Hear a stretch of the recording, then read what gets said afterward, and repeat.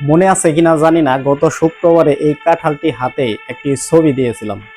তো কথা হচ্ছে ছবিটা নিয়ে নয়, কথা হচ্ছে গত শুক্রবার রাত থেকে দুপুর পর্যন্ত প্রচুর বৃষ্টি ছিল। তো ভাবছিলাম এই বৃষ্টির ভিতরে যদি কাঁঠাল হয় তাহলে অনেক ভালো হয় না।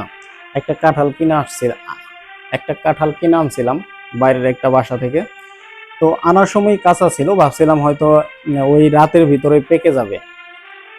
কিন্তু শুক্র, শনি, রবি, সোম, আজকে মঙ্গলবার, কয়দিন হয়ে গেল, এখন পর্যন্ত যেরকম নিয়ে আসছিলাম সে ঠিক সেরকমই রয়ে গিয়েছে। পাকে নাই, তো একটু নরমও হয় নাই।